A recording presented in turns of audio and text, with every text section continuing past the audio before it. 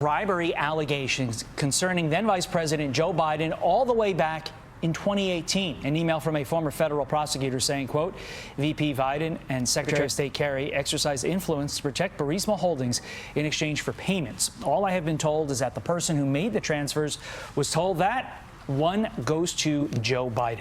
Mike McCormick's a former White House stenographer who says he also has evidence of a Biden family kickback scheme, and he joins me now. Mike, great to have you back on the program. What was your reaction when you heard about these Biden bribery allegations made 2 years prior to your allegations?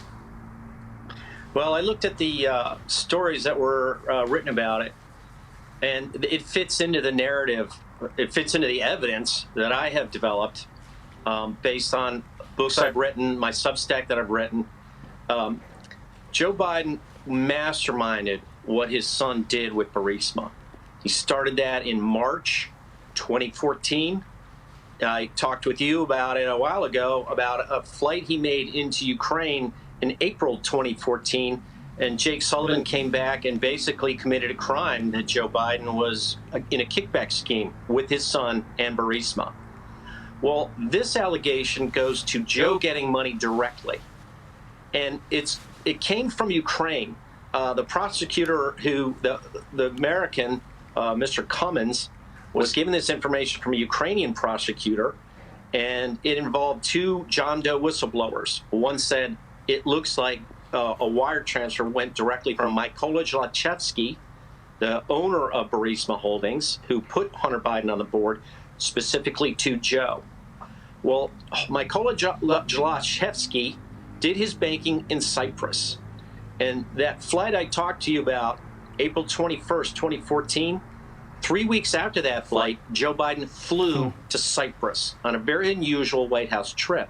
No press on it. Interesting. Very little reporting. Not a lot of people headed to Cyprus, really ever, but specifically from the United States government. When you piece these two allegations together, Mike, what conclusion do you have to draw? Well, not many people from the White House ever went to Cyprus. The last person who'd done it before Joe Biden was John Kennedy's Vice President Johnson. So 50 years in between those trips. Why was Joe Biden there? That's where Burisma did their banking. And my evidence is that Joe Biden was there a week after his son was named on the board of Burisma. It was a nondescript trip. He didn't take any press, so I wasn't on that trip.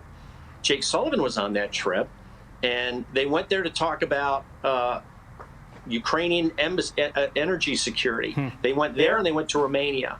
So Joe Biden is up to his neck in this criminal activity between Burisma, his son, and this whistleblower may have the evidence that says this money went directly to Joe. We saw it. If it did, it came out of Cyprus. Let's go back to that whistleblower, Bud Cummins, for a second. Instead of investigating the bribery allegations that he raised, the former federal prosecutor Cummins himself was investigated, alleges that he had his phone data accessed.